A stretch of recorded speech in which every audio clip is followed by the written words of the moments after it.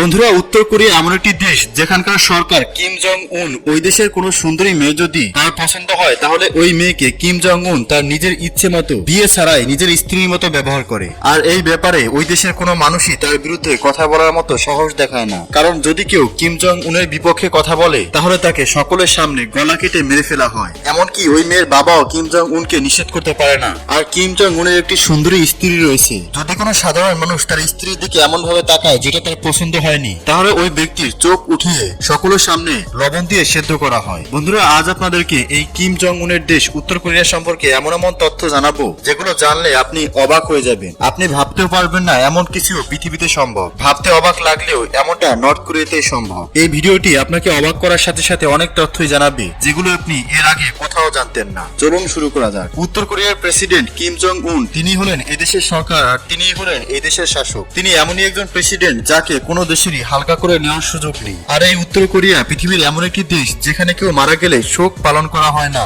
আর মৃত্যু মানুষের পরিবারের কোনো সদস্য শোক পালন করে না। আর যদি কোনো পরিবার তার স্বজনদের মৃত্যুর জন্য কান্না করে অথবা জেনে বুঝে শোক পালন করে তাহলে তার সঙ্গে খারাপ কিছু করা হবে। আর যদি কারো বাড়িতে সুন্দরী মেয়ে থাকে তাহলে সেই বাড়ির গার্জিয়ান না চাইলেও সেই সুন্দরী মেয়েটিকে সরকারি লোকজন তথা কিম জং উনের লোকজনের কাছে পাঠিয়ে দিতে হয়। এরপর ওই মেয়েটির সাথে কিম জং কি করে তা আপনারা একটু পরেই জানতে পারবেন। এটি পৃথিবীর এমন একটি দেশ যেখানকার মানুষের জীবন তো রয়েছে, কিন্তু তারা বেঁচে থেকেও যেন মৃত্যু লাশের মতো জীবন যাপন করছে। এই দেশের মানুষদেরকে স্বাধীনভাবে কোনো কিছু করার সুযোগ দেওয়া হয় না, তাদেরকে সব কাজেই গোলাম হিসেবে সামিল করা হয়েছে। আর এই নিয়মটি উত্তর কোরিয়ার যে কোনো মানুষের জন্য, সে যতই ধনী হোক না কেন, তাকেও এই উত্তর কোরিয়ার শাসকের প্রত্যেকটি কথা সমানভাবে মানতে হয়। এটা তো আপনারা সকলেই শুনেছেন যে নর্থ কোরিয়ার বাদশা কিম জং উনকে ওই দেশের প্রত্যেকটি মানুষ জমের মতো ভয় পায়। আর তার দেশের কোনো নাগরিক যদি ভুল করে তাহলে সরাসরি তার উপরে টিকিট কেটে দেওয়া হবে। ভুল ছোট হোক কিংবা বড়, কিম জং উন সবার সাথে একই রকমের আচরণ করে। আপনি শুনলে আরো আশ্চর্য হবেন যে লাগাতার 3 পুরুষ যাবৎ কিম জং উনের পরিবার বংশ পরম্পর ক্ষমতায় আছে। কিম জং উনের আগে তার বাবা কিম জং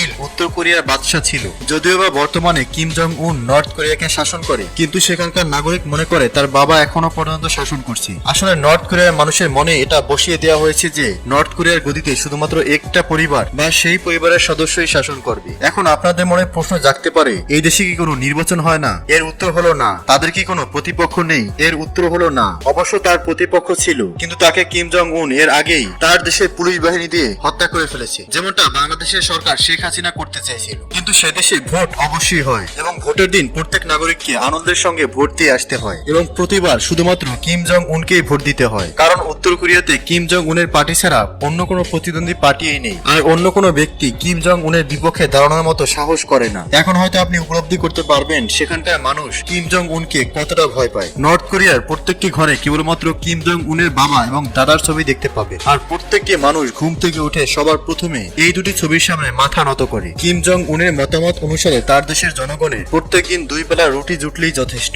আর এর জন্য কিম জং কিছু নিয়ম তৈরি করেছে, যার ফলে সেখানকার সরকারি কিংবা বেসরকারি চাকরি বা মজুরদের এমন বেতন নির্ধারণ করা হয়েছে যাতে করে তারা কোনো রকম খেয়ে বেঁচে থাকতে পারে। আর আপনি জেনে আশ্চর্য হবেন যে উত্তর কোরিয়ার মানুষের জন্য গাড়ি কেনাটা খুবই ব্যয়বহুল কাজ। আর এর সবচেয়ে বড় কারণ হচ্ছে মূল্য। হাতে গোনা কিছু ধনী ব্যবসায়ী এবং হাতে গোনা কিছু ভিআইপি ব্যক্তি ছাড়া অন্য কারো পক্ষে গাড়ি কেনা সম্ভব হয় না। তাছাড়া উত্তর কোরিয়াতে সাধারণ একটি সাইকেল কেনাও খুব একটা সহজ বিষয় না। এখানকার বাইসাইকেলেও নাম্বার প্লেট লাগানো থাকে। আপনি জেনে আশ্চর্য হবেন যে উত্তর কোরিয়ার প্রত্যেকটি জমি শুরু থেকে শেষ পর্যন্ত সরকারের অধীনে থাকে, যার ফলে নর্থ কোরিয়ার সম্পূর্ণ সম্পদের উপর শুধুমাত্র সরকারের অধিকার রয়েছে। আর এই কারণে এগুলি কেনাবেচা করা একদমই অসম্ভব। কোন সাধারণ মানুষ নিজের ইচ্ছে মতো এখান থেকে জমি কিনতে পারবে না আর কাউকে বিক্রিও করতে পারবে না। আর যারা এই জমি চাষাবাদ করে তারা মূলত কিম জং উন অর্থাৎ এই দেশের সরকারের কাছ থেকে ভাড়া নিয়ে নিজেরা চাষাবাদ করে। দেশটি সামুদ্রিক খাবার গ্রহণের দিক থেকে অনেকটা এগিয়ে রয়েছে, যেটা সমগ্র পৃথিবীর প্রায় 60% বেশি। আপনি জেনে অবাক হয়ে যাবেন নর্থ কোরিয়ায় শিক্ষার হার 99%। এখানে সম্পূর্ণ লেখাপড়ার ফান্ড এই দেশের শাসক কিম জং উন নিজেই দিয়ে থাকে। গরিব থেকে শুরু করে ধনী প্রত্যেকটি মানুষ সম্পূর্ণ বিনা পয়সায় লেখাপড়া করে। এখন হয়তো আপনি ভাবছেন কিম জং উনের মধ্যে এই জিনিসটা খুবই ভালো যে সে তার দেশের জনগণকে ফ্রিতে শিক্ষার সুবিধা দিচ্ছে, কিন্তু বাস্তবতা সম্পূর্ণ ভিন্ন।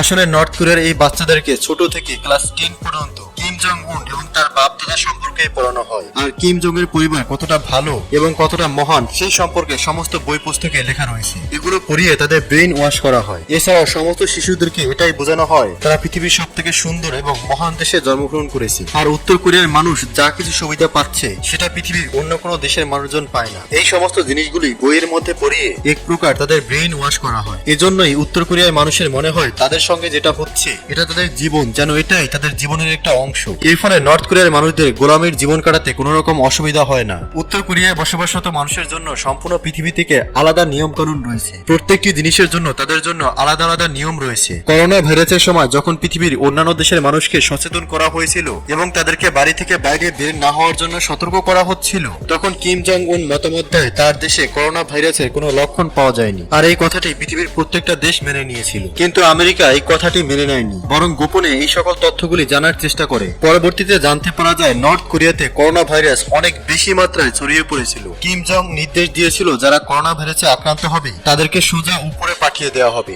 যার ফলে উত্তর কোরিয়ার সাধারণ মধ্যবিত্ত বা গরিব মানুষেরা ভয়ে এই কথাটি শুনে ঘর থেকে বের হওয়া বন্ধ করে দিয়েছিল। যার ফলে উত্তর কোরিয়ার বেশিরভাগ মানুষ করোনায় নয় বরং ঘরে বন্দি থেকে ক্ষুধার যন্ত্রণায় মারা গিয়েছে। করোনা ভাইরাসে সব থেকে বেশি মৃত্যু উত্তর কোরিয়ার পর চীনে হয়েছিল। তবে কিম জং উন মতামত দেয় উত্তর কোরিয়ায় কোনো করোনা ভাইরাস দেখা দেয়নি। ইউকে এবং ইউএস মিডিয়া জাতীয় পর্যায়ে অনেকগুলো প্রশ্ন করেছিল, কিন্তু কিম জং উন কোনো প্রশ্নের উত্তর দেয়নি। বর্তমান সময় এমন অনেক ট্রাভেল ব্লগার রয়েছে যারা বিভিন্ন দেশে গিয়ে সেখানকার মানুষ, সেখানকার কালচার, সেখানকার বিভিন্ন দৃশ্য ক্যামেরায় ভিডিও রেকর্ড করে সোশ্যাল মিডিয়াতে আপলোড করে দেয়। কিন্তু উত্তর কোরিয়ায় আপনি একজন পর্যটক হিসেবে বা ব্লগার হিসেবে ভ্রমণ করতে পারবেন, কিন্তু আপনার ইচ্ছে মতো ভিডিও বা ছবি তুলতে পারবেন না। শুধুমাত্র সেখানকার কয়েকটি ভালো এবং বিশেষ ট্যুরিজম এলাকার ছবি বা ভিডিও করতে পারবেন। কিন্তু সেখানকার গ্রামে বসবাসকারী গরিব মানুষের জীবনের, অসহায় মানুষের চিত্র আপনি কোন রকম ভাবে ক্যামেরায় রেকর্ড করতে পারবেন না। এর জন্য অনেক ভয়ানক ভয়ানক নিষেধাজ্ঞা দেওয়া রয়েছে। যদি ভুলবশত সেই দেশের দরিদ্র মানুষের ছবি তুলে ফেলেন তাহলে আপনার সঙ্গে কি হবে এটা হয়তো আমাকে আর বিস্তারিত বলতে হবে না। তাও সংক্ষেপে বলে দিই যে আপনার লাশটি আপনার নিজ দেশে আসতেও পারে যদি আপনি সৌভাগ্যবান হন, নয়তো আপনার লাশটিকেও ওই দেশে গণকবর দিয়ে দেওয়া হবে। এমন অনেক ট্রাভেল ব্লগার রয়েছে যারা নর্থ কোরিয়াতে ঘোরার জন্য গিয়েছিল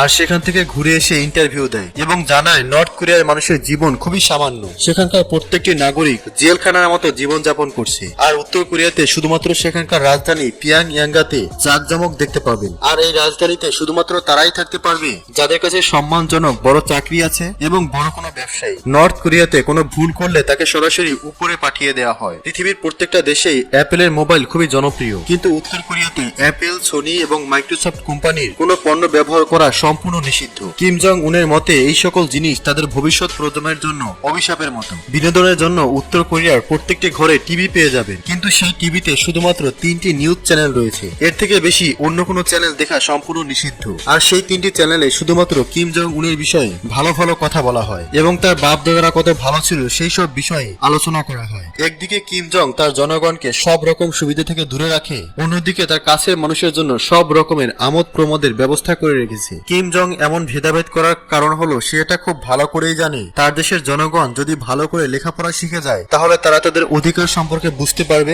যার ফলে একটা সময় তারা আন্দোলন শুরু করবে। তার জন্য কিম জং উন গোটা নর্থ কোরিয়াকে মিডিয়ার মাধ্যমে ব্রেন ওয়াশের কাজ করছে। উত্তর কোরিয়াতে কোন রকম ধর্ম পালন করা হয় না, সেখানে কিম জং এবং তার পরিবারকে সৃষ্টিকর্তার চোখে দেখা হয়। যদি সেখানকার কোনো বাড়িতে কিম জং উনের বাপ দাদার ছবি না থাকে তাহলে তাদের সঙ্গে কি হবে সেটা হয়তো আপনারা বুঝতে পারছেন। এমনকি উত্তর কোরিয়াতে এমন কিছু মানুষ রয়েছে যারা এটা জানেই না যে উত্তর কোরিয়া ছাড়াও পৃথিবীতে অন্য কোনো দেশ রয়েছে। তাদেরকে বলা হয়েছে উত্তর কোরিয়াই এই পৃথিবীর একমাত্র দেশ। আর এই কথাটি প্রথমবার জানতে পারা যায় সেই দেশ থেকে পালিয়ে আসা 37 বছর বয়সী জং অ্যামিং নামক এই ব্যক্তির মুখ থেকে। সে তাদের শক্ত এবং কঠিন নিয়মের প্রতি বিরক্ত হয়ে একদিন রাশিয়ার জাহাজে করে পালাতে সক্ষম হয়। এরপর সে বুঝতে পারে এই পৃথিবীতে উত্তর কোরিয়া ছাড়াও এমন আরো অনেক দেশ রয়েছে। সাধারণত সিনেমার মধ্যে কোনো রাজা বাদশা ঠিক যেভাবে বিলাসবহুল জীবনযাপন করে উত্তর কোরিয়ার কিম জং উন ঠিক একই রকম ভাবে জীবনযাপন করে। একটা মহলের মতো তার ঘর আর খুবই সফট এবং দামি বিছানায় ঘুমায়। আর কিম জং উনের খাট অনেক দামি কাঠ দিয়ে তৈরি করা হয়। তার বিছানার মধ্যে সাথে যে কাপড় এবং অন্যান্য ম্যাটেরিয়াল রয়েছে